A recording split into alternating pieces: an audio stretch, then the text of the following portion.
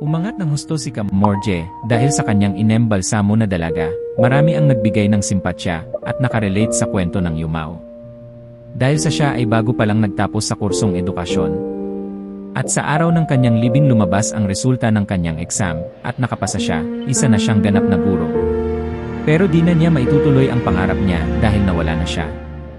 Umabot ng 37 milyon views ang video at 6.4 milyon sa repost. Si Kamorje ay mas nakikilala pa dahil sa kanyang mga content na kahit embalsamador lang.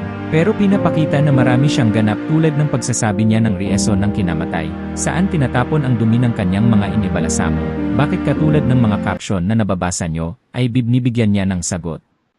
Pinapakita rin niya yung iba't iba niyang embalsamuhin, may bata, matanda, lalaki at babae. Ang iba nga ay ipinagkakatiwala na o nagre-request na sila na siya ang gagawa sa kanilang katawan pag namatay sila.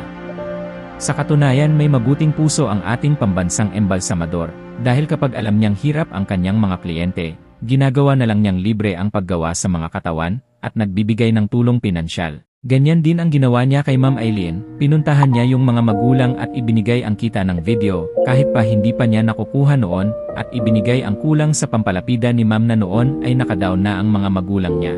Tuloy-tuloy na nga ang pag-asenso ni Kamorje, at malaki ang naitulong ang vlogging na meron na siyang. As of now, may 1 million followers na siya sa TikTok, 110,000 subscribers sa YouTube, at 3.1 million followers sa Facebook. Ngayon nga ay mas lalo pa niyang mapapabuti ang kanyang trabaho dahil meron na siyang sariling morje at mas marami pa siyang matutulungan. Paalala sa ating mga embalsamador, huwag gawing basta content ang inyong mga embalsamuhin dahil may mga kaanak na pwedeng hindi pumayag at kahit yan ay mga patay na kailangan pa rin respetuhin. Naway nakapagbigay ako ng aral at tips sa ating mga ka-content creator, lalo na sa ating desembalsamador. I'm Gin Laklak, magandang gabi.